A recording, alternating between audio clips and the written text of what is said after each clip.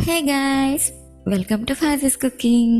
ఈ ఎండు చేపలు కడగడం విషయం పక్కన పెడితే 15 నిమిషాల్లో రెడీ అయిపోయే దోసకాయ ఎండు చేపల కూర చేసేద్దామా?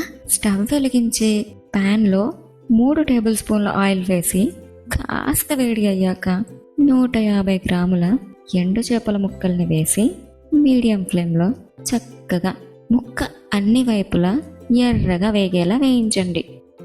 చూసారా, ఇలా వేయించాలి. 2 నిమిషాల్లో చక్కగా ఇలా ఎర్రగా వేగిపోతాయి. ఇప్పుడు వీటన్నింటినీ తీసి పక్కన పెట్టండి. ఇదే నూనెలో 2 మీడియం సైజు ఉల్లిపాయ ముక్కలు, 3 పచ్చిమిర్చి చీలికలు వేసి చిన్న మంట మీద 1/2 నిమిషం వేగాక మీ రుచికి సరిపడా ఉప్పు, చిటికెడు పసుపు వేసి అంతా కలుపుకుంటూ 3 నిమిషాల పాటు వేయించండి. ఇలా ఉల్లి ముక్క వేగి మగ్గిన తర్వాత ఈ స్టేజ్లో ఉండగా 1/2 కిలో దోసకాయ చిన్న ముక్కలుగా తరిగినవి వేసి ఆ వెంటనే వేయించి ఉంచిన ఎండు చేప ముక్కలు కూడా వేసి అంతా కలిసేలా కలిపి మీడియం ఫ్లేమ్లో 1 నిమిషం వేయించి మూత పెట్టి 3 నిమిషాలు మగ్గనివ్వండి.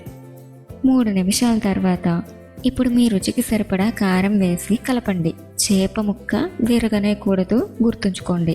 ఇప్పుడు కాసిన్ని నీళ్లు పోసి కలిపి మూత పెట్టి నీరంతా ఎగిరిపోయే వరకు 7-8 నిమిషాల పాటు మధ్యలో ఒకసారి కలిపి చూసుకుంటూ ఉడికించారంటే ఇష్టమైన వారికి గుమగుమలాడుతూ ఎండు చేప దోసకాయ కూర రెడీ.